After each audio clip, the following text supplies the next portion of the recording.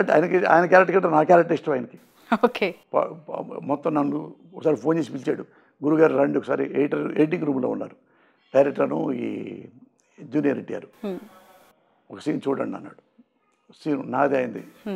తిడుతుంటా ఆయన్ని గట్టిగా తిట్టి రే నా కొడుకు తిడుతుంటే అది చూసి గట్టిగా ఇక్కడ ముద్దు పెట్టాడు గట్టిగా వాటేసుకొని. ఏం చేశారు సార్, నాకే భయం వేసింది సార్ అన్నాడు. అంత అప్రిషియేట్ చేశాడు. ఓకే. ఆయన అన్నాడు ఈ క్యారెక్టర్ ఎలా ఉంటుందో రియల్ లైఫ్లో కూడా మీరు ఎలా ఉంటారు, అందుకే మిమ్మల్ని సెలెక్ట్ చేసాం. వేరే వేరే పెద్ద ఆర్టిస్టులు చాలామంది అడిగారు, ఎవరికి ఇవ్వలేదు. సినిమాలో అట్టే ఉంటారు, విడిగా అంతే ఉంటారు కాబట్టి మీకు ఇచ్చా.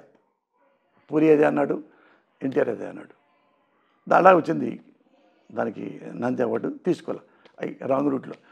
అట్లాంటివి నాకు వద్దన్నా. నాకు వచ్చింది కాబట్టి తీసుకోవటం కాదు, అవి చాలా రాంగు వెళ్ళి. చాలా సేపటి నుంచి చూస్తున్నాను షర్ట్ ఇలా ఇలా అంటూనే ఉన్నారు. ఏంటి సార్ సీక్రెట్, అసలు ఎప్పుడు స్టార్ట్ అయింది, ఏంటి, లేదు గట్టిగా ఉన్నా. అది ఎట్టొచ్చిందో శ్రావణి నాకే తెలియదు. శ్రావణి మా ఆవిడ ఈసారి ఇట కొట్టింది, ఇట కొట్టి తనలాగాక మానేసింది. మా అబ్బాయి కూడా నెట్టేవాడు ఇట అనేవాడు. మా ఆవిడైతే కొట్టుద్ది, ఇట్లా లాగుద్ది, తీసేయి తీసేయి, ఏ నరాలు బిగ్గినసా. నాకు అంటే ఏ టైంలో స్టార్ట్ అయి ఉంటుంది, ఎన్ని ఇయర్స్ క్రితం? అది ఎప్పుడు తెలియదు. అసలు ఎందుకో ఇప్పటికి ఇది ఎప్పుడు అందరూ ఎక్కిరిస్తారు హీరోలు కూడా. బాలకృష్ణ గారు కూడా నా డ్రెస్సు చూసి, నా డ్రెస్సు పోసాని ఇలాగ డ్రెస్ కుట్టండి నెక్స్ట్ సినిమాలో అన్నాడు. లేకపోతే నేను నల్ల ప్యాంటు, నల్ల నెక్ దాకా బనియను, వేరే ఇట్లాంటి షర్ట్ వేసాడు చెక్స్. అది నచ్చి ఆయనకి అదే సినిమాలో అదే పెట్టుకున్నాడు.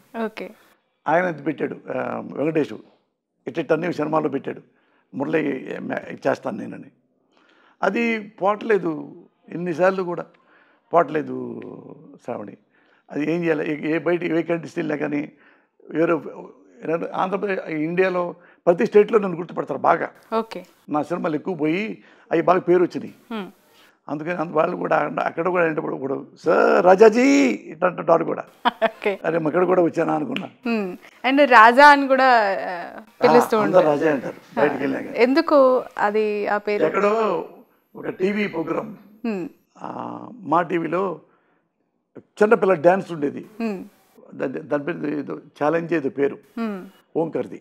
చిన్నపిల్లలు వాడు చిన్నపిల్లల్ని బాగా చేయకపోతే బాగా చేయలేదు అంటే ఏడుస్తారు కదా చిన్నపిల్లలు.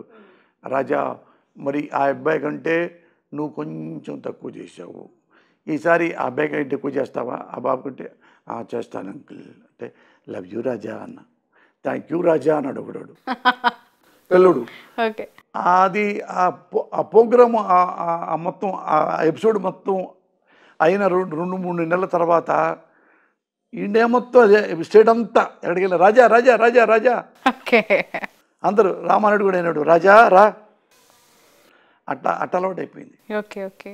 సో మొత్తానికైతే దీని వెనక ఉన్న ఆంతర్యం ఏంటంటే ఇప్పటివరకు ఎప్పుడు అసలు లేదు. అంటే జబ్బులు అయితే లేవు, చూసావు వెళ్తుంటా ఇప్పటికి ఫాస్ట్ టక్ టక్ టక్ వెళ్తుంటా కదా. ఓకే. ఇప్పటికి పరిగెత్తాను, తీవ్రమైన జబ్బులు లేవు, 10 అంతస్తులేని మెట్లు ఎక్కేస్తాను. ఓకే. పరిగెత్తాను, మళ్ళీ వస్తాను. ఇది బాబీ సినిమా చూడండి, బాబీలో నేను పరిగెత్తుంటే నా వెనక నన్ను పట్టుకోవాలన్నమాట. ఎవరు మహేష్ ఫ్రెండ్ని చంపి పారిపోతుంటా బాబీ సినిమాలో. పరిగెత్తుంటే ఇంత దగ్గరలో పట్టుకో, నేను ఫాస్ట్గా పరిగెత్తుంటే ఒకసారి 2 సార్లు ఆగేశాడు ఎవరు మన మహేష్ బాబు. గసొచ్చి నాకు అలవాటు, చిన్నప్పుడు తిరిగాను కదా. ఇప్పటికి కూడా రన్నింగ్ చేస్తారా? డ్యాన్స్ వేస్తుంటా, పిచ్చి డ్యాన్స్లు వచ్చినా నా పైన.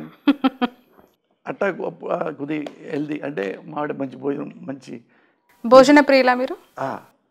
అంటే అన్నం బాగా తింటా, చికెన్ ఇష్టం, బిర్యానీ ఇష్టం, బాగా తింటా. అందరికంటే నా భార్య నా బిడ్డలు ఇష్టం. వాళ్ళు ముగ్గురు పోల్చుకుంటే నా భార్య ఇష్టం. మా భార్య అంటే మా అమ్మ ఇష్టం. ఇప్పుడు లేరు కాబట్టి ఉన్న భార్యని ప్రేమించాలి, ఎందుకంటే తిండి పెట్టేస్తానే. చాలా చాలా టైం ఇచ్చారు పూసాని గారు. అండ్ స్వచ్ఛమైన నవ్వు మీలో కనిపించింది. For ending of the episode అగ్గి మీద గుగ్గిలం అయిపోయారు. ఓ మై గాడ్, ఎంత ఫైర్!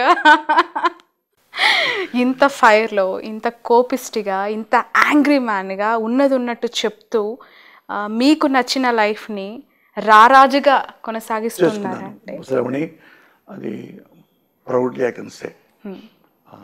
ఆ మాట అంటే రారాజులాగా అంటే నాకు చాలా అంటే ప్రౌడ్ అనిపించింది. అంటే పేదోండి కదా ఒకప్పుడు. ఎమోషనల్ కూడా అవుతున్నారు. అది అంటే నువ్వు రారాజు అనగానే నేను ఎక్కడికో వెళ్ళా. అంతే నాకు అన్నీ అనుకునేలా జరిగినాయి శ్రావణి. నాకు నచ్చిన భార్య, నాకు నచ్చే విధంగా ఉండే భార్య కాదు, మీకు నచ్చినట్టు, నాకు నచ్చినట్టు ఉండే భార్య కాదు, నాకు నచ్చే భార్య. అలాంటి నా పిల్లలు అంటే ఏవి ఇంతవరకు నాకు దిగులు లేదు. ఎప్పుడు దిగులు కానీ, భయం కానీ, బాధ కానీ, ఇన్సెక్యూరిటీ కానీ అస్సలు లేదు. అది మా అమ్మ వలన వచ్చింది. అది మా అమ్మ ఫోటో బాగా వేయండి, మా నాన్న ఫోటో ఇద్దరు చూపించండి, మా అమ్మ మా నాన్న కూడా. తప్పకుండా అది మా అమ్మ వలన వచ్చింది. అసలు నాకు ఇంక జీవితంలో ఆశలేం లేవు శ్రావణి. రేపు ఏదైనా పుడికిన ఎవడైనా గొంతు కూర్చున్నా కానీ, చచ్చిపోయినా కానీ మా ఆవిడకి ఎప్పుడు చెప్తా, నేను ఎప్పుడైనా చచ్చిపోవాల్సిందే, కానీ నీకంటే ముందు నేను చచ్చిపోతాను. నీకంటే కొద్ది వయసు మా ఆవిడకి 60, నా భార్యకి, నాకు 63. అది ఇన్ కేసు ఏమన్నా చనిపోయానుకో, సినిమా ఇండస్ట్రీకి ఎవరికి నా డెడ్ బాడీ జీవించమాకన్నా. నా వలన ఎవరి కన్నీళ్ళు పెట్టి అయ్యో సింపతి, నా చచ్చిపోతే డెడ్ బాడీ మీద సింపతి ఇప్పుడు చూపించకూడదు ఎవరు. నువ్వు కూడా ఏడవద్దు, పిల్లలు ఏడవద్దు. ఎందుకు ఇండస్ట్రీకి డెడ్ బాడీ చూపించొద్దు? నాకు ఇష్టం లేదు. ఎందుకలా అంటే ఎలా బతికిన పోసానికి ఇష్టపడలే. నా శవాన్ని చూడటం ఎవరు చూడటం, నా కుటుంబమే చూడాలి, నా భార్య, నా బిడ్డ. నేను చెప్పాను, నువ్వు ఏడవద్దు, పిల్లలు ఏడవడానికి వీల్లేదు. ఎవరికంటే ఎవరైనా దగ్గర బంధువులు వస్తారు కదా, వచ్చినప్పుడు వాళ్ళకి టీ ఇచ్చి కాఫీ ఇచ్చి, నువ్వు నాతో గడిపిన ఈ 40 ఏళ్ళు 50 ఏళ్ళలో అది నవ్వుతూ చెప్పు. ఎలా చేసేవాడు నా హస్బెండ్ ఒకసారి, ఇలా అనేవాడు ఒకసారి, అలాగే ఏదంటే నేనే తిరిగి అన్నాను అంటే ఆయనే కాము కూర్చొని సారీ బాబు అని నాతో అన్నాడు. ఇట్లాంటివి చెప్పు, వచ్చినా ఏడిపించవద్దు. ఏడుతూ నువ్వు ఏడవుతావు, అయ్యా అయ్యా నా మొగుడు పోయాడయ్యా, ఇట్లాంటివి వద్దు. నువ్వు ఫీల్ ఉంటుంది, తెలియకుండా ఉంటుంది, గతుక్కుమంటావు, ఇదవుతావు. అందుకని నేను లేకపోయినా, నేను ఉంటే నువ్వు ఎలా ఉంటావు, నీ కుటుంబం అలాగని అమర్చేసా, అన్నీ అమర్చా. సడన్గా పోయాడే మా ఆయన, నేనేం చేయాలి లేదు, అన్నీ డబ్బులు కానీ ఇంకోటి కానీ, డబ్బులు మోసం లేదు, ఏమి లేదు, అప్పులు లేవు, ఏమి లేవు, అన్నీ పెట్టి వద్దు. నా చివరి కోరిక ఏంటంటే, నేను చచ్చిపోతే నా పక్కన కూర్చొని ఇట్లాంటి పుడితే ఆడవద్దు, కూర్చొని నా దగ్గర కూర్చొని పోయేదాకా నాతో నవ్వుతూ ఉండు. తెలియకుండా నా శవంలో కూడా మనసు ఉంటుందేమో, నీకేం తెలుసు, నా మనసు ఆనందపడుద్దేమో. చచ్చిన తర్వాత తెలియదు కదా మనసు ఉందో లేదో, ఆ మనసే ఆనందపడుద్దేమో. అందుకని ఏడవద్దు, పిల్లల్ని ఏడిపించొద్దు. ఎవడు మక్కి కూర్చున్నా కానీ ఏడవద్దంటేనే లోపల రండి అని పిలువు. ఏడవ్వం అంటే కూర్చోబెట్టి నా ట్రావెలింగ్ వాళ్ళ తెలియని ఉంటాయి కదా, అవి చెబుతూ ఉండు. ఆవిడే అయిపోయిద్ది, ఆడకెళ్ళిపోయిద్ది. తర్వాత ఫోటోలు ఇట్టు మనవి ఉన్నాయి కదా, మన బెడ్రూమ్లో నా ఫోటో నీ ఫోటో పెట్టుకో, ఇప్పుడు పెట్టద్దు.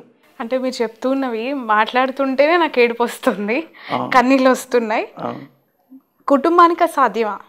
మావిడి ప్రిపేర్ చేసి మావిడికే ఇంత డబ్బులు తన పేరు పెట్టేశా ఆస్తులు. ఒకసారి పిల్లలు కొంతమంది ఎట్టుంటా తెలియదు, ఎడిపోతారో, ఫారిన్ పోవచ్చు, కుడుకుడు పోవచ్చు. నీకు 50 crores, నెలకి నువ్వు 8-9 లక్షలు నెట్ నీకు వస్తుంది, నెలకి ఏమి చేయకపోయినా. అందుకో ఎందుకు చెప్పా అన్నీ, నువ్వు మంచి వంట అమ్మాయిని పెట్టుకో, ఇల్లు ఉడ్చే అమ్మాయిని పెట్టుకో, బట్టలు ఉడ్చే అమ్మాయి పెట్టుకో, మంచి డ్రైవర్ని పెట్టుకో, 3 ఇంట్లో పెట్టుకో, ఆడపిల్లల్ని పని చేసుకునే వాళ్ళని. సపోజ్ నువ్వు హాస్పిటల్కి వెళ్ళాలి, వాళ్ళతో కారు ఎక్కు, హాస్పిటల్కి వెళ్ళి వచ్చేయి.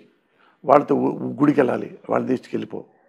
నువ్వు ఏడన్నా సపోజ్ తిరుపతి వెళ్ళాలి, నీకు ఉండే పని అమ్మాయిని తీసుకెళ్ళు, ఇద్దరిని, వాళ్ళు కూడా ఇటు ఫ్లైట్లో తీసుకెళ్ళు, ఆడ పెట్టు, నీ రూమ్లో పడుకోబెట్టుకో, వాళ్ళ బిడ్డలాగాక అట్లా ట్రావెల్ చేయి. గుర్తొస్తుంటా కాబట్టి నవ్వుకుంటా ఉండు, అలా చేశాడని చెప్పి.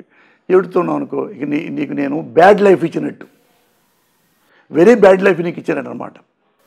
అందుకని ఎప్పుడూ చూసినప్పుడు నవ్వుకుంటూ ఉండు. ఇట్లా ఈ చొక్కా అప్పుడు కొన్నాం కదా మేమిద్దరం అనుకుంటా ఉండు. ఏమో పైకి వెళ్ళిన తర్వాత నా ఆత్మ చూస్తుందేమో. అంటే యాక్సిడెంటల్గా చావు అనేది ఎవరు ముందు ఊహించలేరు, కానీ ఇలా ఈ స్థాయిలో ప్రిపేర్ చేయడం అనేది ఏంటి, చావుకు సంబంధించి ఎందుకు ఆ కార్యక్రమాలకు సంబంధించి మీ క్రిమేషన్కి సంబంధించి ముందుగానే డిసైడ్ చేయించి మెంటల్గా ప్రిపేర్ చేయించి తీసుకొని మాట్లాడాల్సిన సందర్భాలు ఎందుకు వచ్చాయంటారు? అంటే ఆ అవసరాలు ఎందుకు వచ్చాయి? అంటే ఎప్పుడైనా ఎవడైనా చావాల్సిందే. ది గ్రేట్ రామానాయుడు కూడా చనిపోయాడుగా, లెజెండరీ. అయితే ఇప్పుడు 60 ఏళ్ళు వచ్చిన తర్వాత ఎన్నాళ్ళు ఎప్పుడు ఏంటో అనేది ఒక్కోసారి మనం చెప్పలేము.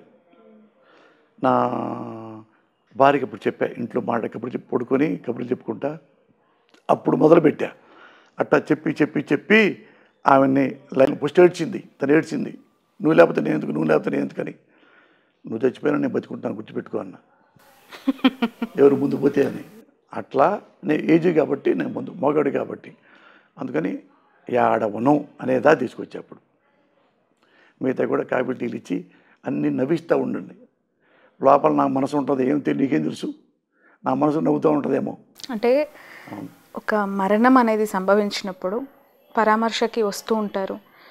చివరి చూపు అనేది చాలా ఇంపార్టెంట్. ఎక్కడెక్కడో ఉన్న అమెరికా, ఆస్ట్రేలియా నుంచి కుటుంబ సభ్యులు చూడాలనుకున్న వాళ్ళు అవసరమైతే ఓ 2 రోజులు ఫ్రీజర్లో పెడుతున్న పరిస్థితులు కూడా ఇప్పుడు తప్పట్లేదు, అనివార్యం అయిపోయాయి.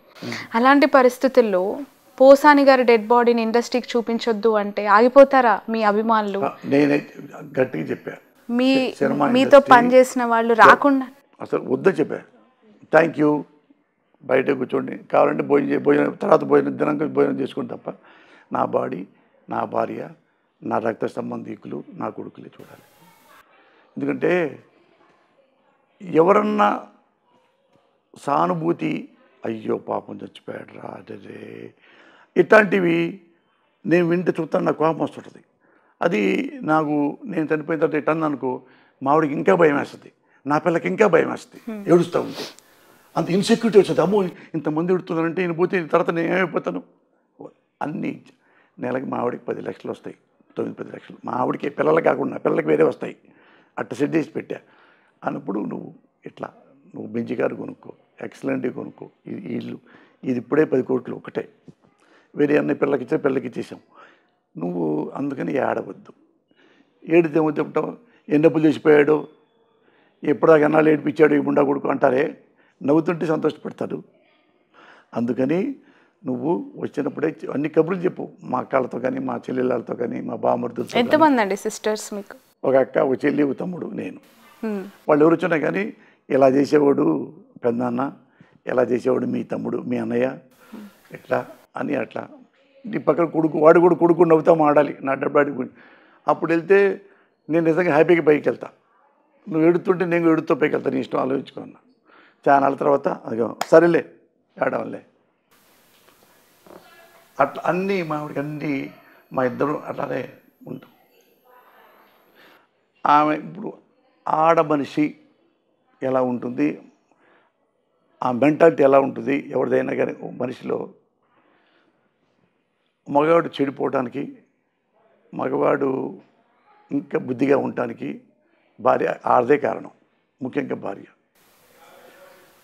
భార్య ఎప్పుడు అట్రాక్షన్గా ఉండదు, ఎఫెక్షన్గా ఉంటుంది.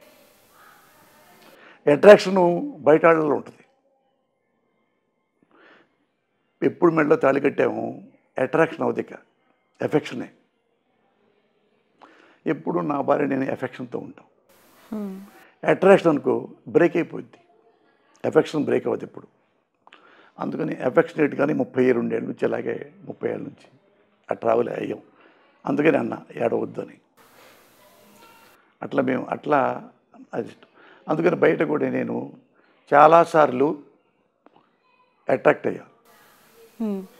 అట్రాక్ట్ అయితే ఇట్లా మనం వీళ్ళతో ఇల్లీగల్ కాంటాక్ట్ పెట్టుకున్నాం అనుకో, దొంగచాటుగా, రేపు మావిడ తెలిసింది అనుకో, అదే పని మావిడ చేస్తే, నువ్వు ప్రిపేర్ అయితే ఓకే, వాళ్ళు ఎవడు ఎట్టపోతే నాకెందుకు, రోజు ఒక అమ్మాయి అనుకున్నావు అనుకో, నీకు మొగతనం ఎలా ఉంటుందో ఆడదానికి ఆడతనం అలాగే ఉంటుంది. You should not forget that. తాళిపుట్టి కట్టకూడదు అప్పుడు. నీ మెంటాలిటీ రోజుకు అమ్మాయి. నేను అట్రాక్ట్ అవుతా. ఎంతవరకు అయ్యానంటే నా కుటుంబం నాశనం కానంతవరకు, నా జీవితం నాశనం కానంతవరకు, నా భవిష్యత్తు నేను వాడతా, షేక్ అండ్ ఇస్తా, హక్ చేసుకుంటాం. సినిమా ఇండస్ట్రీలో ఉండేది కాబట్టి. కానీ ఎంతవరకు వెళ్ళి 99% 100% అమ్మో అట్లా ఉండాలి అంటే నేను, ఎందుకంటే వామ్మో నేను ఎలా తిరిగితే ఇంటూ ఆడాళ్ళు తిరుగుతారా అని లెక్క కాదు. మన్ని మనస వాచ అన్నీ నమ్మేసింది, ఒక ఫ్రెండ్ లాగా, మొగుళ్ళగా కాదు. డబ్బులు తీసుకో, అన్నం ఉండు, ఈరోజు పప్పుచారు ఉండు, ఈరోజు వంకాయ కూర ఉండు, అది కాదు. నేనే ఏం పెడుతున్నారు ఈరోజు, మీరు ఏం తినిపిస్తున్నారు, అట్ట ట్రావెల్ అయ్యాం మేము, అందుకని తప్పులు 99% పక్కన పెట్టేసా. ఓకే, అది దీని వెనక ఇంత కథ ఉందంటారు. తెలిసినాయా మేడంకి మీ రిలేషన్స్కి సంబంధించి? రిలేషన్స్ అయితే ఈ వెధవ పనులు నేను చేయలే. ఓకే, అంటే సినీ ఇండస్ట్రీలో అవి కామన్ అని మాట్లాడుతూ ఉంటారు. అఫెక్షనేట్గా సరదాగా ఉండేది తప్ప, అంతేగాని ఇల్లీగల్ కాంటాక్ట్లు పెట్టుకొని అక్కడ ఒక అమ్మాయిని పెట్టి ఇక్కడ ఒక అమ్మాయిని పెట్టి అవి లేవు. ఓకే, అవి సరదాగా ఎంతవరకు మాడతానంటే నాశనం కానంతవరకు. అంటే ఒక అమ్మాయితో సెక్స్ కాంటాక్ట్ అయితే నాశనం అయిపోయినట్టే. ఇది ఈ పాయింట్ ఆఫ్ వ్యూలో అయితే. మామూలుగా అయితే జనరల్గా శాస్త్ర ప్రకారంగా అయితే ఆడదానికి ఆకర్షించకుండా ఉంటుంది, మగాడికి చెల్లించకుండా ఉంటుంది. మగాడు ఎప్పుడు చెల్లిస్తుంటాడు కాబట్టి తప్పు కాదు, అది నేచర్ అని సమర్థించుకున్నాం అనుకో. ఆడది అదే సమర్థించుకుంటుంది, ఆడదానికి ఆకర్షించకుండా ఉంటుందండి. వాడు ఆకర్షించాడు, నన్ను ఏం చేయమంటారు? అవి ఎప్పుడు శాస్త్రాల దగ్గర పెట్టుకొని దాని ఎగ్జాంపుల్ చెప్పకూడదు. ఇలా ఉండాలంటే ఇలాగే ఉండాలి. ఓకే.